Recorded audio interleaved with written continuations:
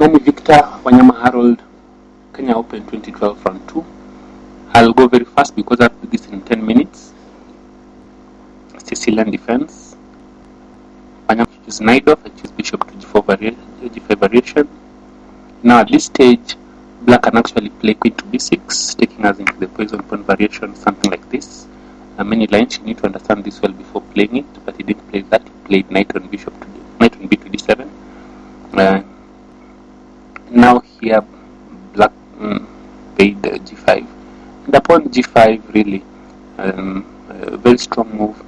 Threat is b4, attacking my knight at some point, making the e4 square weak, and also to bring the bishop to b7 on that very strong diagonal where my queen and rook lies.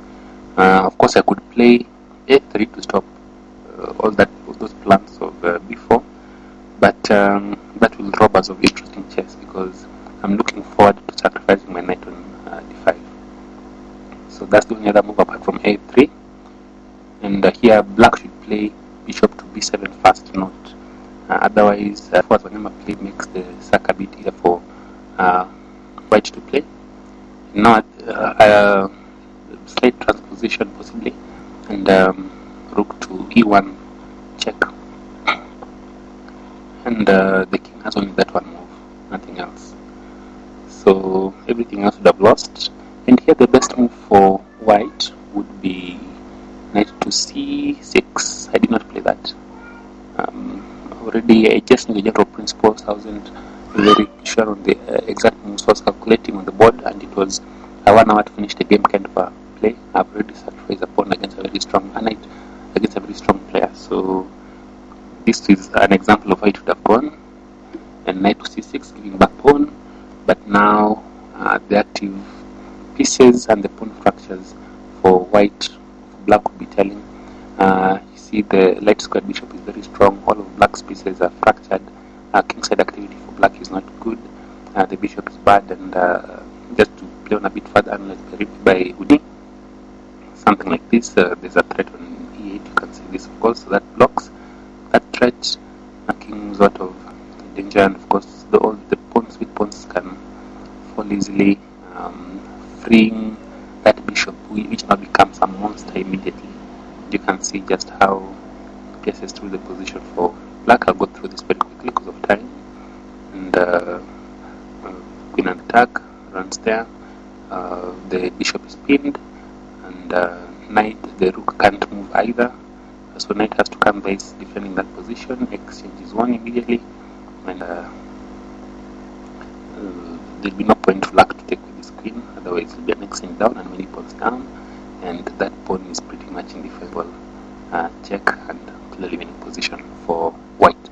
So we didn't go into that line. Instead what I played was bishop to f5. Bishop to f5 was a move I played with the idea that black has to move his queen so that he can create space for the king.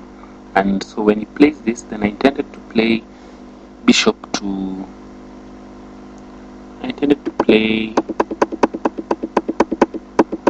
bishop times d7, and after bishop to d7, bishop takes the second knight.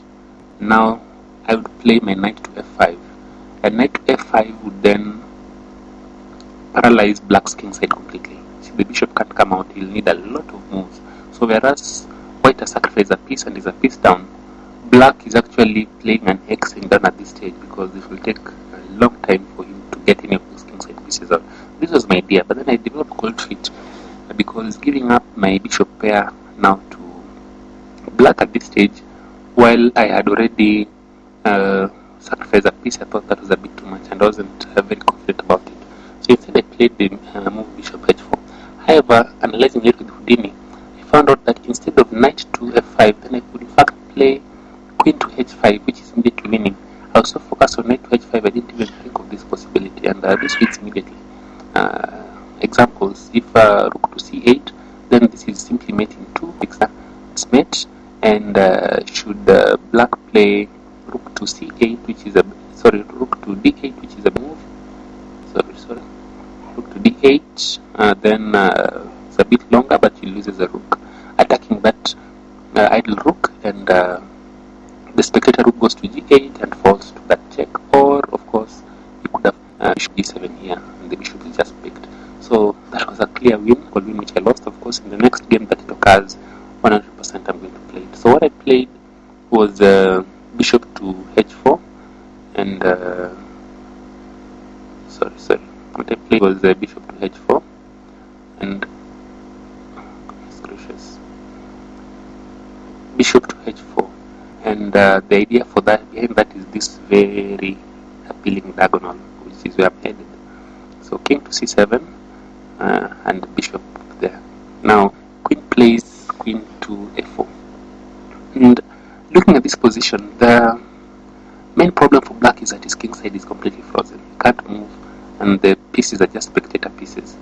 Additionally, the e file is a bit of a thorn. So black has some ways in which he can free himself. He can play the rook to e8, and after that exchange, his bishop is a bit freer, can come out followed by the king side rook, and similarly, the d4 pawn is under threat right now, and there are just many challenges that are not very easy to solve. So if you give black a bit of time, he's going to free himself, and 0-1 will definitely be recorded.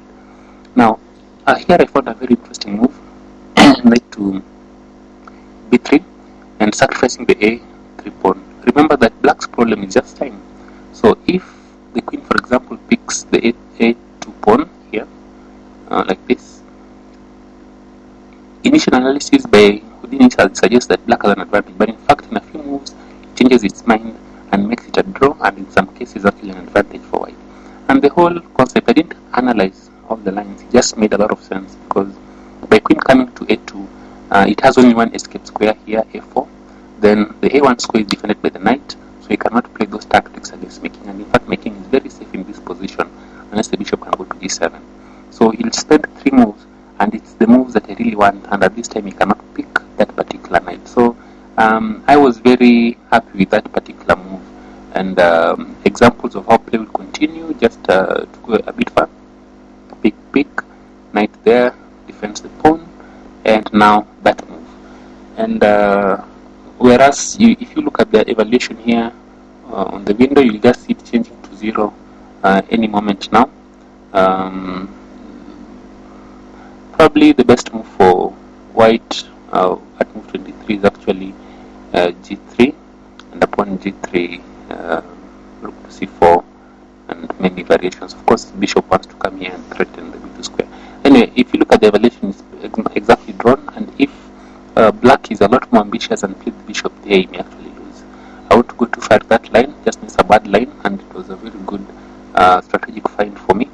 And Wanyama play